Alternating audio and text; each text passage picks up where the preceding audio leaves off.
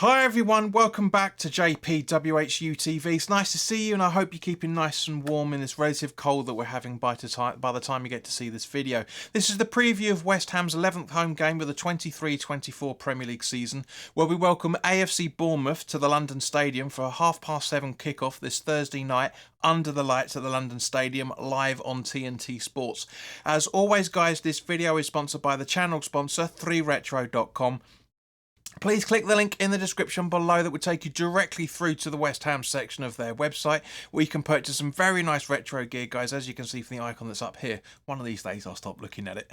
Along with track jackets, polo shirts made by Admiral and Umbro, so go check those out. Any purchases you make through the link in the description below, the commission that the channel would normally be getting, as I always say, I'll be sending on directly to this charity up here, Iron Supporting Food Banks. They're based in the Newham area and they're helping those in the Newham area and the Essex County and further afield, as they're currently supporting 39 separate food banks as of the time of this recording. So guys, go grab yourself a very nice retro shirt. You'll be saving yourself a few quid in comparison to the club shop. Apologies guys if there's any Bournemouth fans watching. There isn't any affiliation in there, I'm afraid, at this point, but any purchases you make, anyway, you can go grab yourself an England gear. It's not a problem, and you'll be helping those that are less fortunate than you and I. So guys, there's, as always, there's timestamps in the description. So if you can, please by all means stay with us as long as you can. Otherwise, please do feel free to jump around. Now, this is the first of 5 games this month for West Ham, the first of 3 of them at home, because obviously we know we've got Man United and Arsenal to come. Now, the officials for this game, the referee is Tim Robinson, his assistants are Gary Bestwick and Adam Nunn, the 4th official is Darren England. Unfortunately, VAR is back, and double unfortunately, on VAR we have Simon Hooper and his assistant is Eddie Smart. So, Hooper aside, it's okay, he's not too bad, but at the same point, it's live on telly. Anything can happen. Now, we normally would talk about our last 6 home games against Bournemouth at this point in the video, but that covers an 8.5-year period, so it's not really relevant to what we're talking about. But for those that are interested in it, we've won 3, drawn 1 and lost twice over that 8.5-year period. David Moyes' Premier League home record against Bournemouth is equally just as boring. It's won twice, drawn once and lost once. Now, at the time of this recording, Bournemouth are 12th in the table after 20 games. They've won 7, drawn 4 and lost 9, scoring 28 goals and conceding 39 on a -11 goal difference for those keeping up on 25 points. Now, Bournemouth do have a 27-man squad in comparison to our 23. I know people say, no, JP, we've got 25, 26. We don't. We've got 23 because I'm not counting Kera that's going out on loan, has been out on loan at the moment. So, you know, and obviously the game plays during the last few hours of the transfer window, so if anything else pops up within the next day or so by the time you get to see this, I will try and keep you updated, but don't count your chickens, guys. We'll talk about that in a little while. Now, their away form so far in the Premier League shows they've won 4, drawn 1 and lost 5, scoring 17 goals and conceding 23. So for those, again, keeping up, a -8 goal difference. Their last 5 away games in the Premier League show they've won 4 and lost once. Now, they were on a winning streak until the last one. So the momentum is with Bournemouth from one point of view. Now, as we know, guys, for the start of the season, we couldn't really talk about their style of play because at the end of the day, guys, nobody really knew what the style of play was going to be. We could identify some of their weaknesses, but we couldn't really talk about what their style of play was because the manager was new and the information wasn't really being gathered at that point. Now, of course, being halfway through the season, we can go into a bit more detail with it. So, Bournemouth's style of play, and guys, if there's any Bournemouth fans watching and this is correct or incorrect, please do let me know. It does appear that Bournemouth's style of play is taking a lot of shots and playing long balls, attempting crosses often and attacking down the right hand side. They are very strong at creating chances through individual skill, and they are strong at creating scoring chances and counter-attacks, but they are weak at keeping possession. They're weak at aerial duels, avoiding individual errors, defending set pieces and against wing attacks, and they are very weak at defending against through ball attacks, which is probably one of the reasons why Calvin Phillips has been signed, to be honest with you, because that is one of his big strengths, as you probably would have seen from the highlight reels that have been going around over the last week or so once it was announced that he was doing his medical. If you haven't seen my video where we talk about it, go and click the link is up here. Now, in terms of Bournemouth injuries, defensive midfielder Tyler Adams is out until early March with a thigh injury. Attacking midfielder Traore is back from loan by the looks of it due to an illness and could be back around about middle of February. Right back Adam Smith is 25% chance of returning from this fixture from a lack of match fitness by the looks of it, but it's not 100% clear. Right back Max Aarons is being assessed for a thigh injury, and centre back James Hill is being assessed with what appears to be an ankle injury. And of course, there's two former West Ham players in the Bournemouth side. Right winger Ryan Fredericks has no return date from his calf injury, and goalkeeper Randolph is returning from illness. Utara is away, obviously, with African combinations. At least by the time I was doing this research, it might have changed since then. But yeah, so guys, as we always get to this point of the video, let's talk about players to look out for. Now, first name that comes to mind is our summer target, Dominic Solanke, that we were trying to get, but Bournemouth price was too high. That's popped up again, hasn't it, really recently, which about transfer rumours. He's their highest goal scorer away from home so far this season, no surprise in any shape or form, with 6 goals and 1 assist.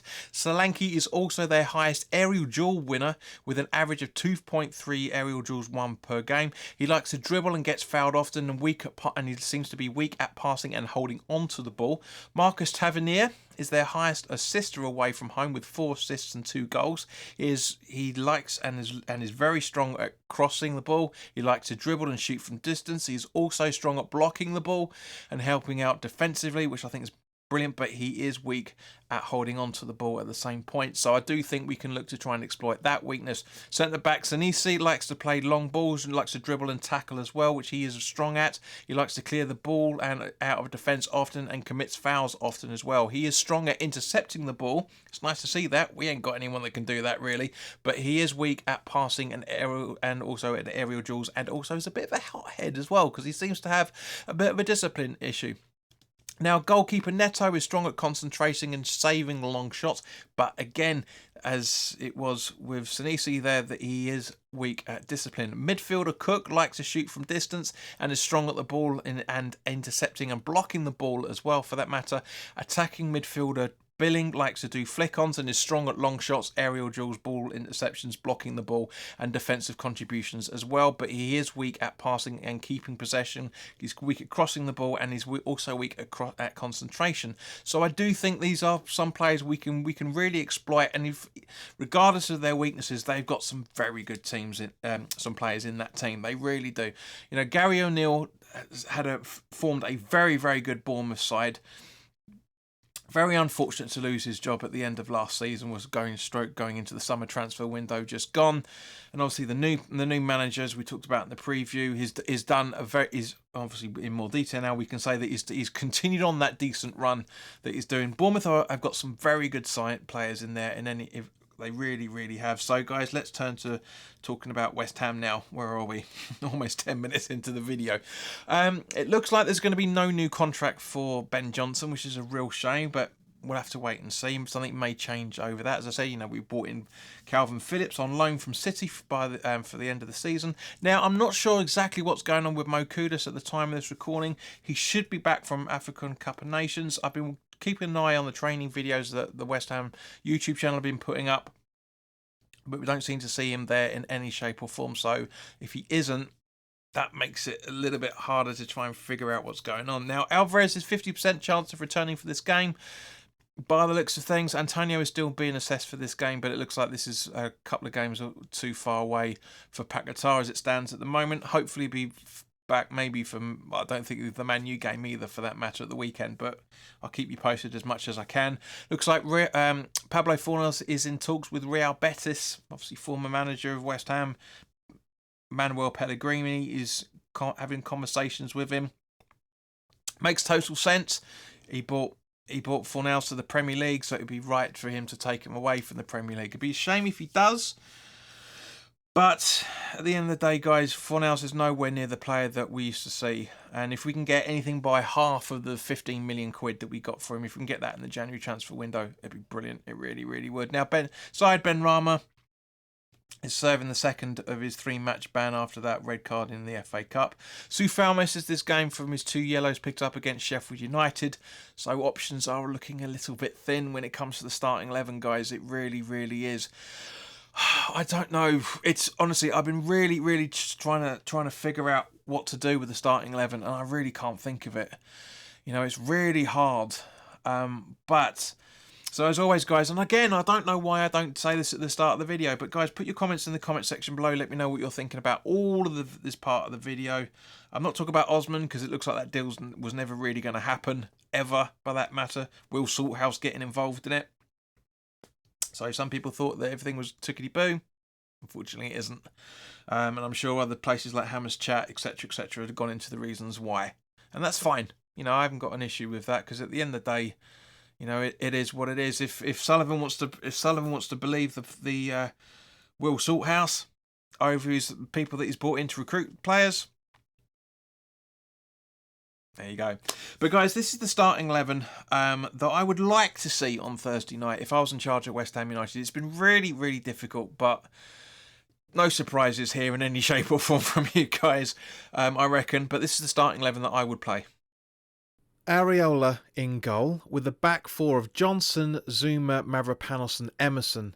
Alvarez in the hole, sitting behind Phillips, supporting Cornet, Ward-Prowse and Fornals in the midfield, with Bowen up front. Now, of course, that could be completely different if Pablo Fornals leaves in the right at the death. I can't see it, but at the time of this recording, this is being recorded on a Monday night. 2.5 days in football is a long time. Well, 3 days really is a long day. Long time in football. You know, 3 hours is a long time in football. You know, let's not forget that Jared Bowen came in at the last knock-ins on the January transfer window. It took 4 or 5 hours to do? It's about a week's worth of recruitment. But if Fornals does stay around, then that's why I've got him out on left wing. If not, then I'd put Sawyer out like I did in the previous preview. But guys, as always, put your comments in the comment section below. A lot of you are new to the channel, which is great, but a lot of you still aren't subscribed. I think it's about 2/3 of you guys are still unsubscribed. So if you're enjoying the video, by all means, please do hit the like button. Please do hit the subscribe button as well, for that matter. But we will be doing the full-time thoughts video, and I'll try and get some information up in terms of what's going on in the January transfer window as I'm doing it. But by the time you guys get to see it, it's going to be closed anyway. So, and of course, we'll try and do the preview for the Man United game. It probably won't go up on the Friday, probably be up on the Saturday, but keep your eyes peeled. But in the meantime, guys, look after yourselves, take care, and I'll see you very soon. All the best now.